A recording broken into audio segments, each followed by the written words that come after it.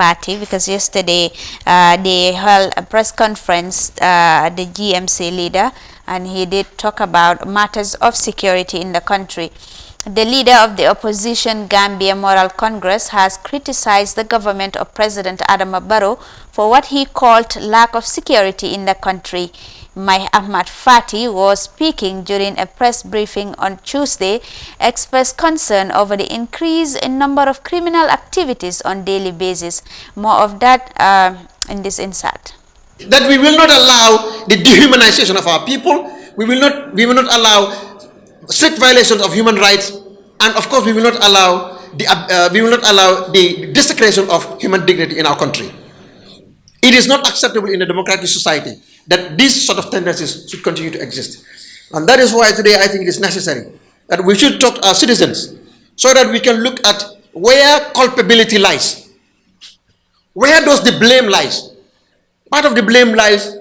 with law enforcement. Part of the blame lies with the government that is not providing enough resources and that is not taking care of the needs and the demands of our law enforcement institutions, particularly domestic security.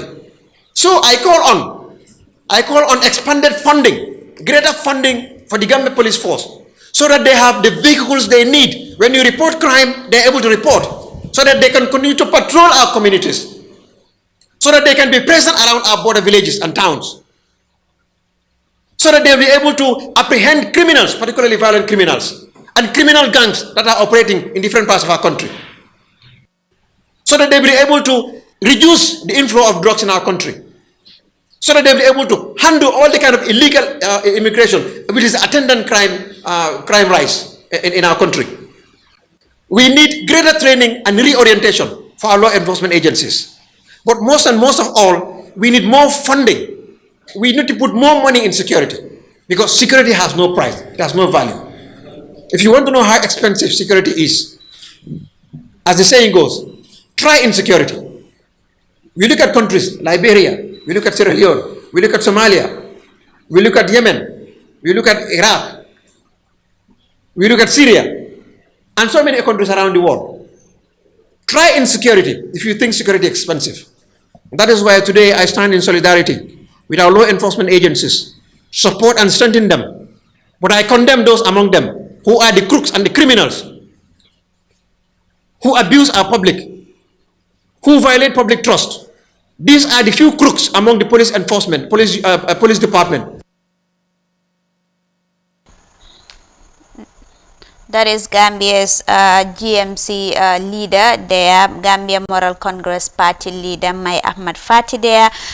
expressing concern on the various security aspects in the country. Mai Ahmad Fati was challenge na the Barrow-led government mune ganyu increase funding mune ka halis bi si walum security dal gis nga ñu ko doon wax dal takaderi ak yoyu nonu, and recently dal gis nañ si gaay luñ involved in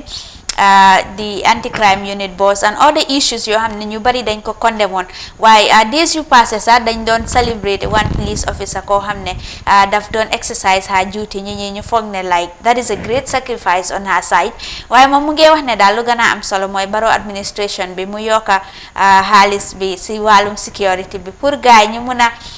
jënda i moto muna patrol area bi muna make sure ne robbery bi, crime rate bi ak other illegal activities in the country si mu muna wàññi si dëkk bi te waa challenge na tamit nag yeneen yoo xam ne daal police officers yoo xam ne daal ñu ngi involved in activities that are not in line with their job. Wow, may Fati foog naa ne gis nañ ne of recent of course lu bari bu xewee dafay génnal wax xëy na bëgg naa jël beneen dimension, a beneen approach in his political te loolu ci taxawaayam ci lum gis ci réew mi mu addu ci loolu foog naa dafa am solo am na nag li am solo li mu wax ci ay kàddu am te ñu bari xam naa ne jàpp ne moom ci waxee ci sécurité xëj na war na ci xam dara parce que nekkoon na one time interior minister ci li nga xamante ne moom ci doxalin nguur bi bokkoon na ci foundation bi ak mu nekk ci période waaye nag am na lim wax tamit ci réew mi nee na crime si yaa ngi yokku in daily basis te léegi gis nañ taxawaay police yi tamit ñu bari ñu ngi koo ŋàññi te moom wax na mu ngi in solidarity with them waaye tamit am ñenn ji nekk ci ñoom of course ñooñu moom daf leen ŋàññi te daxalu lu ñoo def loolu daf ko rafetlu te ñooñu ci biir police bi lañ nekk wala ci biir sécurité bi ko ci nu mu ko waxee waaye nag nee na dañ ñiit ay jumtukaay luñ mun a respond to the needs of the public Gambians si waaye loolu mun naa mu samp laaj wala nit ñi mun nañ ci am wax moom bu mu ci nekkee lan la fa def lan la defal police bi lan la yokku ci because nekkoon na interior ministre wala sécurité wala li nga xamante ne mooy surtout police bi sécurité tamit wala yëfi sécurité naka la meloon ci jamono bu mu fi nekkee because dañoo wax ne ndax moom bu mu ñëwee dafa wàññi woon crime si te jamono boobu ñëpp xam ne ne yëfi after 2016 election bi ni yëfi yoon meloon 2017 early part of 2017 ba 2018 crime rate bi naka la meloon ci réew mi tamit ci jamono am time boobu moo nekkoon interior ministre loolu tamit ba léegi mu ngi ci xeli nit ñi situation bi naka la meloon ñu bari jàppoon na xëy na loolu moo taxawoon sax ba ñu génnee ko ci place boobu waaye lu mun taxew foog naa ne bu amee gis-gis tamit am xalaat ci situation bi donte ne nekkoon na fa nekkatut fa léegi te am na xalaat gis na situation bi mun naa ñaax nguur gi wax leen nañ gën a seetaat yëf yi léegi tamit loolu ñoom opposition dafay am pour ñu artu nguur bi bàyyi la leen xel ci situation yu mel nii te ma dañ jàpp ne moom xëy na taxawaay boobu la amee waaye nag moom ku nekkoon ci affaire yi la léegi tamit sànni xeer rek ñu jàpp ne xëy na loolu lay def comme situation am na rek as an opposition mu profité situation bi waxaale ci lu mu bëgg a wax ci nguur gi nee na nañ fexe ñu dépense ci côté waaye nag xam naa ne moom dina nangu ne nguur boo fa nekkee li ngay wax moom li ma wax ni xam na ne bu nekkoon ci biir du doxee noonu. waaw that is the funny part exactly mun ngaa taxaw fii di wax nañ def waaye xaalis bi tey bu fa nekkoon moom. bu fekkee ne keneen moo doon la fa wax ne kii lu ma wax nii xanaa xamut naka la xaalis bi du nekkoon ne surtout situation buñ nekk nii of course xam nañ ne insécurité moom ku ko try doo wax yëfi sécurité fa seer comme ni mu ko waxee. as di seen gos waaye nag. tamit réalité yi dafa am yi nga xamante ne moom moo fi nekk. waaw loolu moom te moom moo ko gën a xam. waaw waaye nag xëy na nit ñi tamit dañoo gisee ne xëy na opposition la te tamit am na sañ-sañ pour wax si situation ni mel mi te loolu nañ ko nangul te xam naa ne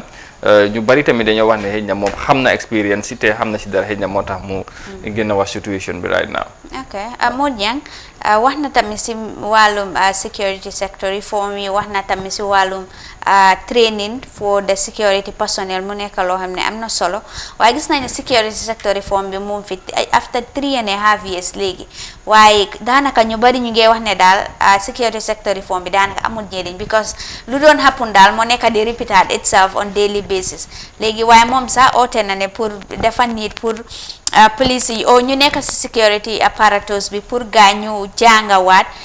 ñu train gaay ñu improve gaay seen skills yi on matters of security. waaw wax na lu am solo wante am na leneen tam loo xam ne nit mën na koo gisee neneen mbiri sécurité am na solo trop pour nga réew mu ne taxawal ko ba pare seen jumtukaay yëpp daal di mat ba ñu nga xam ne ñoo ko nekk tam seen boppa seen mbir dafa war a nekk tam lu tegee si yoon te fii sécurité ñu bëri seen koom-koom minute noonu loolu tam lu nguur gi war a bàyyi xel la balaa équipement seeg yooyu noonu seen salary is very dafa ndaw trop tam loo war nañ ko gëstu dina tax tam mais bi kii taxaw foofu noonu mu gën a gis boppam si bagage yi suñ demee ba si mbiri si kay war nañ yokkal ñooñu seen salary te fi franc dafa war na leen ko yokkal war nañ am bagage because fii sometimes nga dem si police station dafa fekk moto dañ laa jëlal taxi jëlal nangam te police bu nekk waroon na am moto bu ak lifin bu taxaw boo xam ne nii fu ñu soxla mbir war nañ mën a dem si time bu ñu ko soxla dem lifin ko loolu problème la fi loolu yëpp mun naa waaye man suma problème si politique seen si I don't know republican leen I don't know what but bu ñu nekkee si biir duñ wax suñ génnee la ñoo wax that's the problème tey ñii nii ñëpp di ratatati nii koo ci joxoon appointment ministre boo léggee sax mii bi soo ko soxlaa doo ko gis sax bi presse bi soxlaa duñ ko gis ba pare muut lay def muut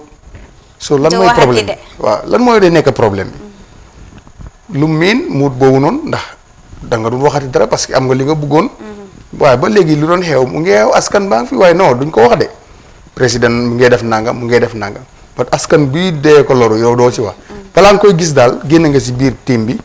ba ñëw si biti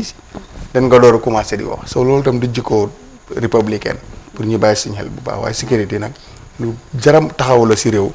matukaay yi mu laaj réew war na koo jël parce que moom moo mun a tax réew dal